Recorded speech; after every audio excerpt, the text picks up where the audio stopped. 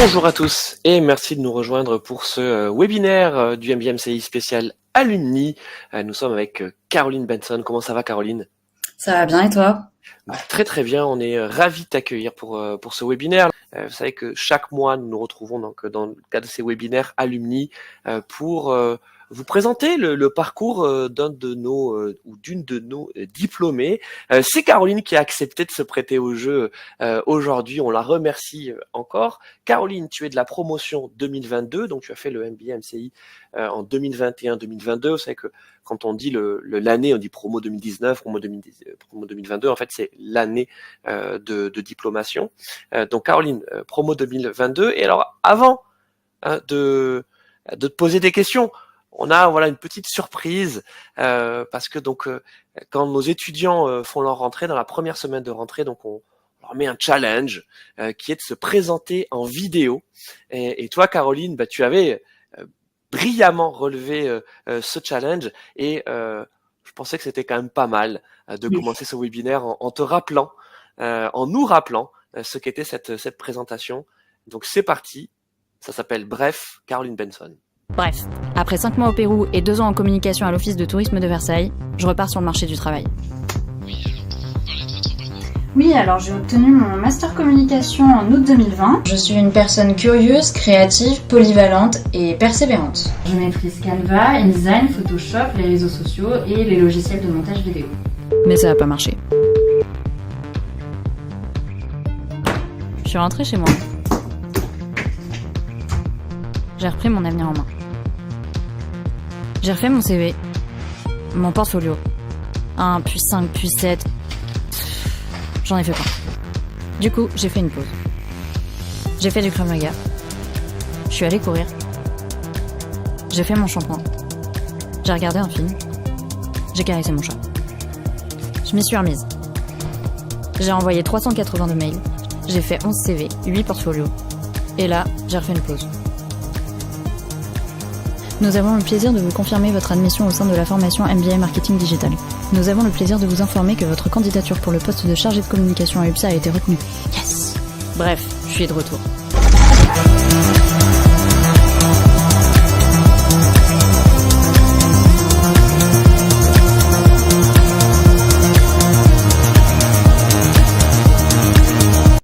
Voilà, je crois que ça nous met dans l'ambiance et j'ai vu que ça te fait décrocher quelques sourires, quelques bons souvenirs. Donc c'était la vidéo, Caroline, que tu avais de présentation que tu avais réalisée pendant ta semaine de rentrée. Et je trouve que c'est un bon résumé de qui tu es, Caroline. Tu vas toujours de l'avant, quoi. Tu te laisses pas abattre. Et d'ailleurs, c'est ce qui s'est passé quand tu as candidaté au MBMCI. En fait, tu avais déjà eu un premier cycle d'études et tu avais déjà de l'expérience professionnelle, Caroline. C'est ça en fait ton histoire. Ouais, totalement, c'est exactement ça. Et donc, tu le dis d'ailleurs dans la vidéo, c'est que tu avais d'abord fait des études de tourisme. Alors plus que du tourisme, c'était communication et tourisme. Et il se trouve que tu as eu t'as terminé en fait ce premier cycle d'études pendant le Covid. C'est ça. Alors c'était pas vraiment tourisme et communication, j'ai commencé par le tourisme, je me suis rendu compte qu'il y avait des besoins en com sur les petites structures, donc j'ai décidé de partir sur la com. Et ouais, effectivement, mon diplôme en communication, je l'ai eu en pleine période Covid, ce qui a pas aidé. Ouais, ce qui a pas aidé, et je pense qu'effectivement il y a beaucoup de ceux qui nous regarderont peut-être en direct et ensuite en replay, qui se souviennent bien de cette période. Alors c'était pas le top effectivement au niveau de l'emploi, mais alors dans le tourisme, n'en parlons pas. Tout est absolument gelé, Caroline. Exactement, ouais. Et surtout, les postes en communication et en marketing à ce moment-là, c'était ceux qui étaient en première ligne, donc ouais, c'était pas ceux qui étaient les plus disponibles à ce moment-là. Alors tu te laisses pas abattre, hein, c'est ce que je disais, tu vas de l'avant et donc t'as quand même bossé. Alors t'as travaillé au sein de Biocop, Ouais. mais tu savais très bien que c'était on va dire un job intermédiaire et toi ton objectif c'était de chercher de nouveaux tremplins et là tu te dis comment je peux améliorer mon profil, comment je peux encore améliorer mon employabilité, sachant que la communication c'est quelque chose qui te plaisait, tu te dis le digital. Et là le digital, il y a peut-être le MBMCI qui vient toquer à ta porte, ou alors c'est peut-être l'inverse, c'est toi qui viens toquer à la porte du MBMCI. Ouais, c'est exactement ça. C'était soit j'arrivais à retrouver quelque chose dans la communication et dans ces cas-là, tant mieux. Soit c'était je me remettais sur le chemin et je me spécialisais dans la communication digitale et le marketing digital. Et j'ai fait mes petites recherches et puis de fil en aiguille, à force de recherches et de rencontres, j'ai fini par entendre parler du MBA, ouais. Donc tu candidates, Exactement. et qu'est-ce qui se passe là? Et Qu'est-ce qui bah te du vient? coup, j'ai suivi comme certains qui sont là aujourd'hui les webinaires de présentation, etc. Et puis j'ai continué quand même à avoir des feedbacks de part et d'autre sur la formation. Et puis en entendant les retours en fait qu'il y avait dessus, bah j'ai pas hésité. Et puis c'était parti. Je me lançais dans l'aventure du MBA MCI à partir de octobre-novembre, je crois, à ce moment-là que ça commençait. Et puis bah ça a commencé sur les chapeaux de roue, hein, parce que comme tu l'as montré, on démarrait avec une belle vidéo à construire, puis en misant sur l'originalité et les différents outils digitaux qu'on avait à disposition. Voilà, en tout cas, c'est réussi. Alors, cette vidéo, hein, elle est toujours disponible, elle est sur la chaîne YouTube de Caroline. Voilà, elle s'appelle Bref. Voilà, Bref, Caroline Benson. Donc, c'est un joli clin d'œil. Tu le montres également dans ta vidéo. Donc, tu as suivi donc le MBMCI en part-time, hein, qui est le format hein, dans lequel on a le MBMCI, c'est-à-dire qu'on a une semaine de cours par mois. Et donc, toi, tu l'as fait en alternance et tu trouves une alternance au sein d'UPSA comme chargé de communication. Exactement, c'est ça. C'est ça. Bah, en découvrant que la formation était en alternance, ce que je trouvais pas plus mal parce que ça permettait d'avoir une expérience supplémentaire en fait en termes d'expérience professionnelle. Et il y a l'opportunité du PSA qui s'est présentée et qui m'a permis de mettre un pied du coup dans le domaine de la santé, qui est hyper riche parce qu'en termes de digital, le milieu de la santé tend vraiment vers ça. Ils sont vraiment à la pointe. Ils sont pas mal ouverts au sujet, donc ça a été hyper formateur. Et donc, tu es recruté en alternance au sein d'UPSA comme chargé de communication digitale. Et là, en fait, tu déploies tout ce que tu as appris dans le cadre, tout ce que tu apprends en fait dans le cadre du MBA, que ce soit le contenu créatif digital, que ce soit les newsletters. Il me semble aussi que tu travailles sur un intranet. Enfin, on va dire que tu es vraiment multifonction. Tu es la généraliste du digital par excellence. Ouais, c'est ça. Je contribuais à la fois à la communication interne de l'entreprise qu'à la communication externe. Et du coup, comme tu le dis, c'était un peu un poste touche à tout parce que j'étais vraiment polyvalente et pour le coup, je touchais à plein de projets différents. Donc, ça passait effectivement de la newsletter à la gestion de l'intranet, à la gestion du site web institutionnel, à la création de vidéos. Enfin, voilà, c'était un panel de missions digitales qui était hyper développée, hyper intéressante et qui en plus me servait pour la formation et inversement parce que du coup ce que j'apprenais en formation, bah parfois ça m'arrivait de le mettre en pratique sur place et encore aujourd'hui des choses que j'ai pu voir en formation me servent encore dans mon travail, quoi. Alors, on peut dire il y a deux révélations dans le MBA. La première, c'est les réseaux sociaux. Alors, tu étais déjà active à titre personnel sur les réseaux sociaux, et puis aussi lors de tes présentes expériences, tu avais été amené à gérer les réseaux sociaux, notamment dans le cadre, on va dire, de la communication touristique. Mais là, pendant le MBA, tu as vraiment passé un palier, en tout cas, tu as décidé de passer un palier, de te spécialiser dans les réseaux sociaux et de devenir une experte du social media. Est-ce que tu te souviens du déclic? À quel moment tu t'es dit, OK, en fait, c'est ça que je veux faire?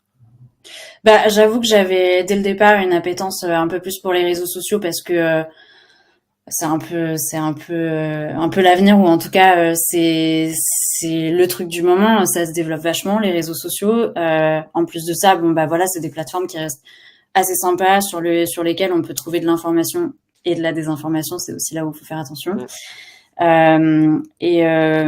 On va dire que le MBA m'a un peu plus poussé dans cette direction parce que du coup au MBA on voit un panel de choses assez large et donc ça passe du SIA au SEO à la création de vidéos, au no-code, etc. Et c'est vrai que les réseaux sociaux, c'est tout de suite ce qui a un peu plus accroché mon attention parce que bah, c'est peut-être aussi le sujet duquel on est le plus proche au quotidien et je savais qu'à terme, ce que je voyais au MBA sur ce sujet-là me servirait quoi qu'il arrive et puis quand bien même on l'a vachement pratiqué au MBA. Alors, la deuxième révélation, on va en parler un peu plus tard, dans le cadre de ta thèse professionnelle, c'est la communication responsable, puisque Ouais. tu as fait ta thèse professionnelle sur la communication responsable. On va en parler juste après. Mais voilà, donc il y en a peut-être eu d'autres, mais en tout cas c'est celle que je retiens. Est-ce que tu es d'accord avec moi sur ces deux révélations, Caroline? Bah ouais, totalement. La partie digitale mêlée à l'éco-responsabilité, c'est un sujet qui m'a d'entrée de jeu au MBA quand il a été question de faire une thèse. Il y a eu même pas, il y a pas eu de question à se poser. En fait, je suis partie directement là-dessus et en plus c'est un sujet d'actualité, donc c'était le moment ou jamais de le traiter, quoi. Exactement. Alors on en parle juste après parce qu'avant je voulais te demander si tu avais quelques souvenirs du MBA, souvenirs de ta promo, des cours, d'intervenants, tu vois, qu'est-ce que tu retiens là? On est quasiment 2 ans hein, après ta formation. Est-ce que tu vois t'as des souvenirs, tu te dis mais ça je l'oublierai jamais. Bah, alors déjà, le premier truc que j'oublierai jamais, c'était la solidarité qu'il y avait entre les étudiants et ça, je pense que c'est pas que lié en fait à une promo. Pour moi, c'est aussi la philosophie du MBA qui veut ça. Il n'y a pas de mise en concurrence, même pour les thèses, il y a beaucoup d'entraide. Chacun se donne des billes, se donne des articles à suivre selon les sujets des uns et des autres. Même au niveau des cours, pareil, il y avait beaucoup de solidarité, il y avait beaucoup de transmission. Il y en avait certains qui étaient spécialisés sur des sujets et d'autres moins. Et en fait, il y avait un échange de connaissances qui se faisait assez naturellement. Et ça, c'est vraiment ce que j'ai trouvé chouette et unique en fait avec le MBA. C'était vraiment la première fois que j'avais ce côté-là d'une promo hyper solidaire. Le deuxième qui m'a vachement marqué, c'est bah forcément les intervenants et le fait que on a vraiment vu le digital dans sous toutes ses facettes en fait. Tous les sujets, il y en avait vraiment pour tous les goûts. Et ça m'a vraiment permis de voir le digital dans son ensemble et de me spécialiser, enfin, sans me spécialiser, de voir en tout cas tout ce qu'il y avait, de faire un peu un choix de spécialisation, mais surtout d'améliorer mes compétences là-dessus. Et en fait, j'avais plein de points d'inconnus, de points noirs en fait, où je me rendais compte que j'avais pas du tout la connaissance. Et ça, le MBA a complètement rendu possible cette connaissance du digital parce que notamment avec les intervenants qui étaient vraiment bons, c'était des professionnels, on sentait qu'ils étaient passionnés par ce qu'ils faisaient, la majorité d'entre eux étaient hyper pédagogues, transmettaient vachement bien, enfin très très bien en fait les principales idées et puis leurs connaissances. Donc ouais, il y avait vraiment, on était dans le bain et les choses étaient très claires. Donc vraiment un très bon souvenir du MBA et moi j'en suis ressortie en tout cas grandie avec plein de compétences et de connaissances en digital. Alors, je tiens à dire qu'on n'a pas du tout préparé hein, ce webinaire avec Caroline. Donc tout ce qu'elle dit est spontané. Évidemment, ça fait plaisir d'entendre ça et je pense que donc tous les anciens du MBA se reconnaîtront dans ce que tu as dit, notamment sur ce fameux hashtag bienveillance qui exprime enfin, pour ceux qui ne le savent pas encore, qui l'expérimenteront peut-être dans les prochains mois s'ils nous rejoignent, ce hashtag bienveillance, c'est vraiment un des hashtags qu'on installe dès le début de la formation et qui est sur le fait qu'effectivement on appartient tous au même marché et en fait la solidarité, l'entraide, c'est ce qui va permettre non seulement de réussir collectivement l'expérience du MBA-MCI, mais la suite parce qu'en fait le MBA-MCI, le MBA en tant que tel, c'est une formation, c'est un moyen et derrière chacun ses objectifs a son projet professionnel et justement Caroline, est-ce que alors en quoi le MBA t'a aidé à atteindre tes objectifs avant de rejoindre la formation? Tu avais un projet professionnel et puis ensuite quand tu es sorti de la formation, en quoi ça t'a aidé? Bah moi mon projet professionnel à la base c'était de faire de la communication responsable comme tu l'as souligné précédemment ou en tout cas une communication soit qui permette de diminuer l'impact qu'on peut avoir sur l'environnement ou avoir une communication qui est socialement plus éthique et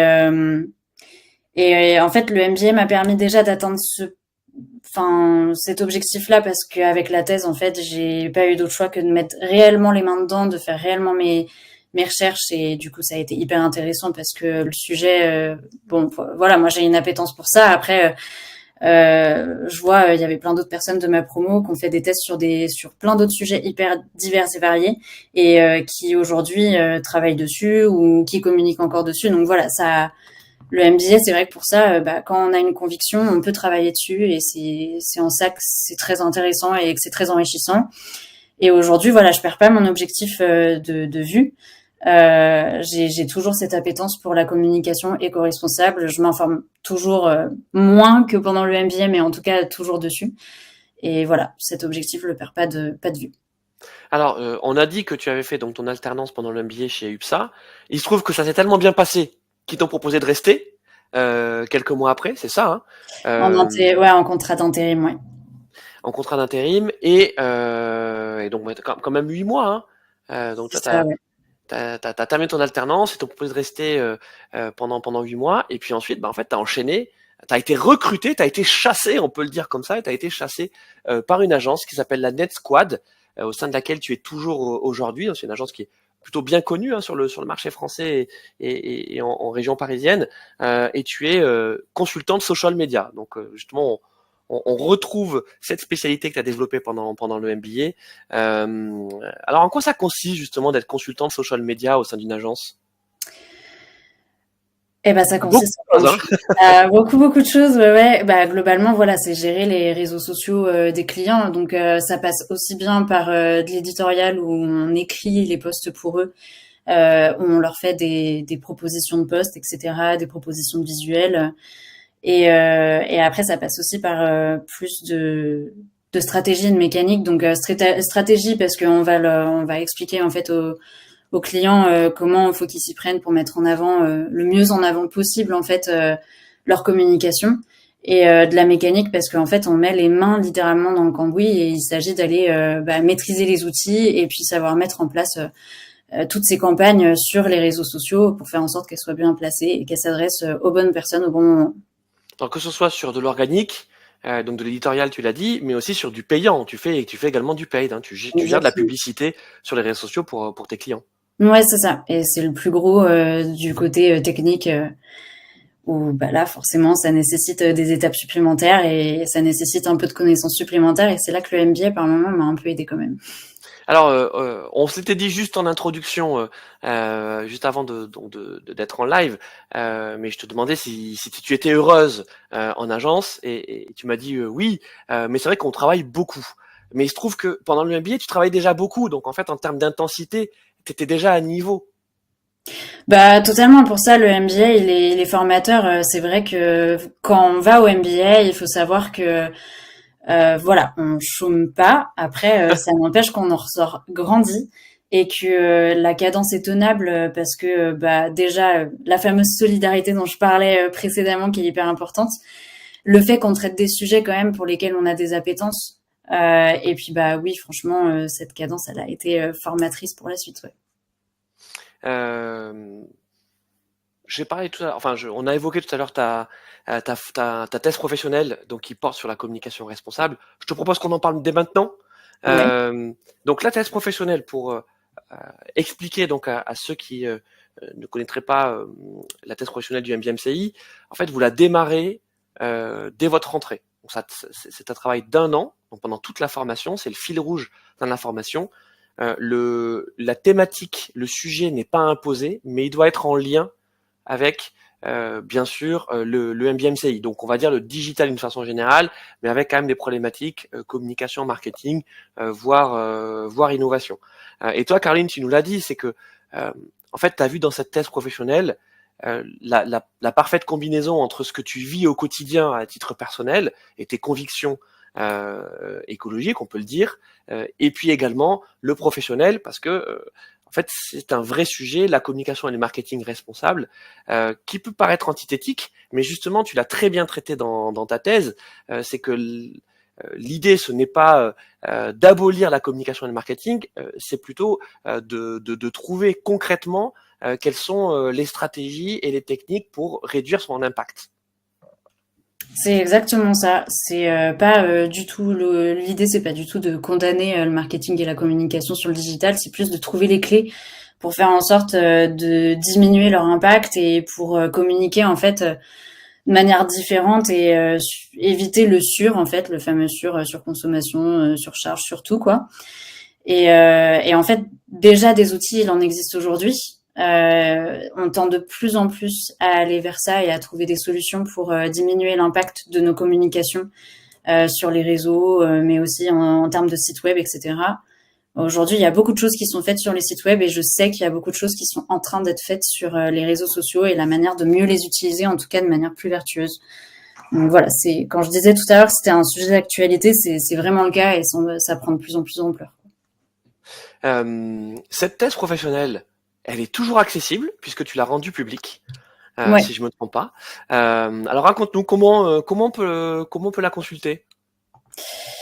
J'ai créé un portfolio sous forme de site web en fait sur lequel littéralement il y a l'accès à des projets que j'ai pu réaliser, mon CV, etc. Et ma thèse y figure notamment pour parler un peu plus amplement du travail que j'ai fait sur cette thèse et puis pour que les gens puissent consulter en fait ce qu'il y a à savoir sur la communication responsable. C'est ça. Donc tu as créé en fait ton propre site internet, on peut le dire, on peut l'expliquer comme ça, dans lequel on peut retrouver tous les projets sur lesquels tu travailles et tu as travaillé. Et il y a notamment cette thèse professionnelle. Ouais, tout à fait. Ouais, elle est accessible de tous en entier. Bon, un jour, je vais peut-être la limiter, mais à ce stade, elle est encore visible en entier, ouais. Bon, en tout cas, aujourd'hui, hein, on est le 6 mai 2024. Vous pouvez donc la télécharger. Précipitez-vous, parce que même si, on va dire, oui, tu l'as publiée il y a 2 ans, mais en fait, elle reste complètement d'actualité, toujours aujourd'hui. Et il y a plein de guides. Pardon, il y a plein de conseils. On peut aussi la lire comme un guide, justement où on se dirait, bah très bien, en fait, comment je peux faire pour réduire l'impact environnemental de ma stratégie de communication, de mon marketing. Et en fait, tu abordes, on va dire, l'aspect aussi très pratico-pratique. Il y a bien sûr le haut de la pyramide pour expliquer en fait dans quoi ça s'inscrit, mais aussi concrètement comment on peut le faire, que ce soit pour un site internet ou par exemple, puisque on l'évoquait, puisque c'est une de tes spécialités, les réseaux sociaux. Oui, c'est ça, exactement. Il y a, comme tu le disais, je donne quand même quelques clés dans ma thèse sur comment réduire l'impact de certains outils digitaux. J'ai effectivement mentionné la partie site web et réseaux sociaux. Après, voilà, sans forcément être plus responsable dans les outils, il y a aussi être plus responsable dans la manière dont on communique. Ça passe aussi par d'autres outils comme les applications ou par éviter certains termes. Et donc là, je renvoie au super guide du greenwashing de l'ADEME, qui est un document exceptionnel et qui résume très bien les do et don't à faire en communication. Mais oui, effectivement, je mets dans ma thèse quelques perspectives à suivre pour faire en sorte que la communication soit plus vertueuse.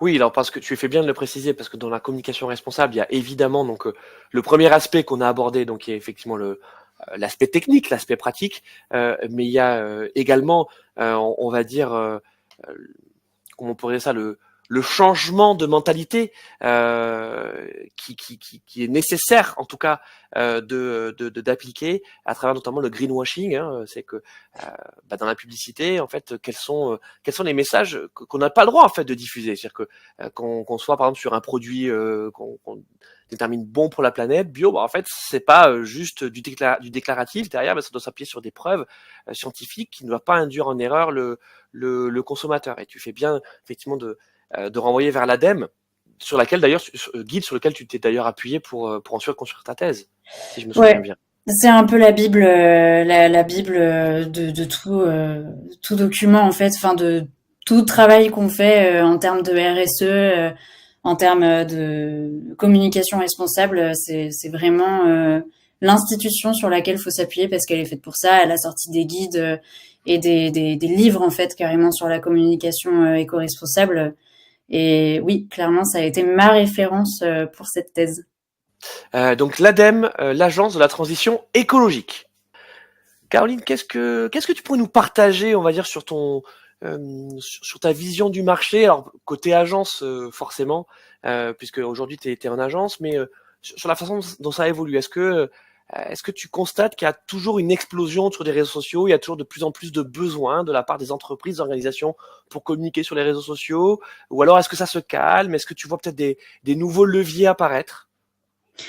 Moi, ce que j'observe des réseaux sociaux aujourd'hui, c'est que c'est en perpétuelle évolution. Il y a toujours de nouveaux réseaux sociaux qui arrivent. Il y en a d'autres qui disparaissent. Il y a des évolutions de toutes parts sur les réseaux sociaux, de nouvelles fonctionnalités qui arrivent, de nouveaux comptes à suivre, de nouveaux contenus, de nouvelles manières de communiquer. Enfin, vraiment, c'est un marché qui ne s'arrête pas, qui évolue tout le temps. Faut tout le temps être un peu en veille en fait sur ce qui s'y passe parce que ça peut aller très vite et on l'a vu par exemple avec Twitter, Twitter qui fonctionnait très bien jusqu'à maintenant et qui était un peu un réseau social de référence.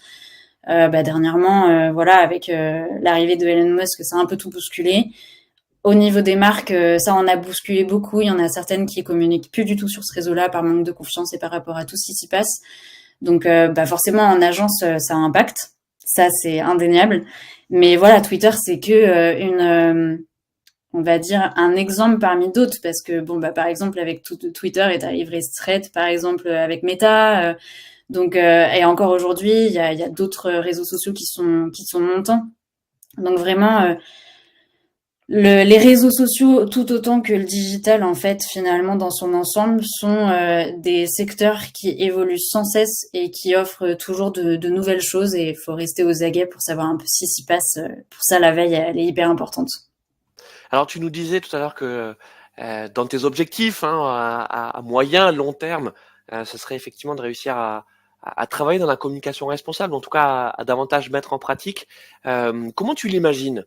Est-ce que tu te verrais, toi, on parlait de l'ADEME tout à l'heure, est-ce que tu te verrais travailler à l'ADEME, ou est-ce que peut-être que tu te verrais au sein d'une entreprise, peut-être même d'une agence, en charge justement de la stratégie de communication responsable, de marketing responsable? Écoute, je t'avoue que pour le moment, je n'ai pas encore réfléchi. Pour le Cours moment, de cours. ouais, tu me prends un peu de cours. Pour le moment, je suis là où je suis. Ça fait qu'un an que je suis dans mon agence et j'avoue que j'y suis bien. Donc, mais oui, clairement, comme je te le disais tout à l'heure, je perds pas de vue la communication éco-responsable. Je pense qu'il y a beaucoup de choses à faire, ne serait-ce que autour de nous, dans nos entreprises respectives. Enfin, franchement, le chemin est long, les opportunités sont nombreuses. Je pense que déjà, j'ai peut-être ma pierre à donner à l'édifice du côté de mon agence. Et puis, voilà, qui sait que, comme tu le mentionnais, peut-être que dans un avenir plus ou moins proche ou lointain, voilà, je finirai peut-être dans une grande institution de la transition écologique. Je me le souhaite, mais ouais, clairement, je perds pas cet objectif d'un jour pouvoir faire de la com éco-responsable et de mettre vraiment les mains dedans et de faire avancer les choses sur ce sujet parce que, à mon sens, il est hyper important et il y a beaucoup de réalisations à faire. Donc là, dans ce webinaire, on a des candidats, peut-être même des gens qui s'interrogent sur la possibilité ou pas de suivre le MBMCI. Qu'est-ce que tu pourrais leur donner comme conseil? Alors, la rentrée, elle est en octobre prochain, donc c'est sûr que là, on a encore de longs mois pour réfléchir, pour peser le pour et le contre. D'ailleurs, est-ce que tu te souviens, toi, à quel moment tu avais candidaté justement au MBMCI? C'était au printemps aussi, si je me trompe pas. Ouais, il me semble que c'était vers mars-avril que j'avais candidaté. Et donc tu te souviens justement comment tu t'étais préparé? Toi, tu savais que tu as dû être admise effectivement en avril-mai, tu savais que tu allais faire le MBA en octobre, donc tu avais ta recherche d'alternance d'un côté, mais est-ce que tu t'étais préparé au MBA? Ouais, un petit peu quand même. J'avais fait un peu de veille avant. Je savais qu'il y avait la thèse, donc j'avais commencé à prospecter un peu pour la thèse sans mettre les mains complètement dedans, mais ne serait-ce que voir un peu les sujets qui potentiellement pouvaient m'intéresser et si j'en trouvais, voir si c'était viable. Et puis, niveau préparation, voilà, ça imposait que je me renseigne un peu plus sur le digital, plus que ce que je connaissais déjà. Donc, je m'y étais mise un petit peu. Je regardais par-ci par-là, je m'informais. Je prenais quelques heures un peu chaque jour ou de temps en temps pour aller regarder un peu quelles étaient les nouveautés du secteur. Quel conseil justement tu pourrais donner à ceux qui souhaitent rejoindre le MBA? C'est de foncer parce que c'est vraiment une chouette formation. On apprend beaucoup de choses. C'est le moyen de mettre le doigt en fait sur ce qu'on a envie de faire dans le digital après. Il y a de la pratique, donc ça permet encore plus de se projeter et puis de kiffer, hein, parce que c'est quand même une formation hyper sympa, chouette. On apprend plein de choses au quotidien. Comme je le disais tout à l'heure, les intervenants sont hyper ouverts et toujours hyper volontaires pour répondre aux questions. Les promos, de ce que j'ai entendu et pour avoir échangé avec les alumni, chaque année visiblement les promos sont quand même hyper chouettes. Je pense que c'était pas petite référence à la promo 2022, c'était pas que notre promo, même si elle était quand même super chouette. Mais voilà, franchement, c'est une bonne formation, c'est une chouette formation, on apprend plein de choses et vraiment ça passe tout seul. Est-ce que peut-être certains pourraient te contacter? Est-ce que tu es ouverte pour donner des conseils, aller peut-être un peu plus loin que ce webinaire? Tu le sais, Louis, hein, aucun problème. Je suis toujours volontaire pour répondre aux questions de ceux qui en ont et qui souhaitent soit rejoindre la formation, soit qui sont dans la formation, qui ont une thèse à faire. Et même si c'est pas autour de l'éco-responsabilité, voilà, ça me dérange pas du tout de filer un coup de main sur la thèse. Au contraire, donc voilà, n'hésitez pas à me faire un petit coucou sur LinkedIn, à m'envoyer un message privé et puis il n'y a pas de souci, on échange. Ben voilà, tout est dit. Donc Caroline Benson sur LinkedIn. Vous avez également donc son portfolio que vous pouvez retrouver assez facilement sur Gold, sur lequel vous pouvez télécharger à l'heure actuelle en tout cas sa thèse professionnelle sur la communication responsable. Encore un immense merci d'avoir pris le temps de venir témoigner, de venir partager ton expérience au sein du MBA. Tu fais désormais partie des alumni. Tu l'as dit, et c'est vrai qu'il y a un réseau, il y a une communauté des alumni qui est très dynamique. D'ailleurs, le président de l'association qui s'appelle David Guerrado est un de tes camarades de promotion. Il a fait le MBA en même temps que toi en 2022. Voilà, on le salue au cas où il nous regarderait. Et d'ailleurs, peut-être que c'est la dernière question que je vais te poser.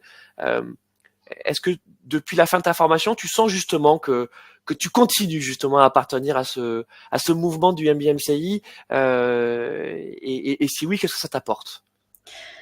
Totalement, totalement. Nous, en tout cas, la promo 2022, on est plusieurs à être restés en contact. On est plusieurs à se voir parfois sur Paris, hein, et puis à aller partager nos dernières nouveautés et puis à parler de choses et d'autres autour d'un verre. Donc, les alumni, c'est aussi un monde hyper convivial et ouais, nous, on est pas mal restés en contact et il y a une solidarité qui continue. On se transmet toujours des offres quand il y en a, on se donne des nouvelles.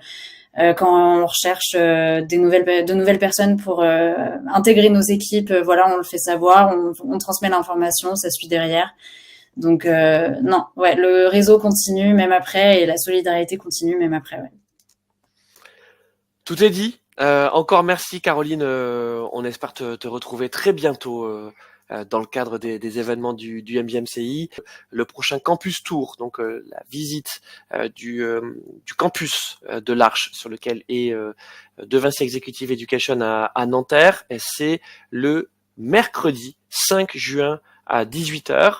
Vous pouvez vous inscrire gratuitement sur notre site et on pourra échanger de vive voix avec les équipes pédagogiques, découvrir aussi les locaux et puis on sait jamais, peut-être qu'il y aura aussi un ou deux alumni qui seront là pour venir témoigner. On ne sait pas, on vous réserve la surprise. À bientôt sur le MBMCI et puis on salue aussi ceux qui regarderont cette vidéo en replay sur la chaîne YouTube du MBMCI. À bientôt Caroline. À bientôt.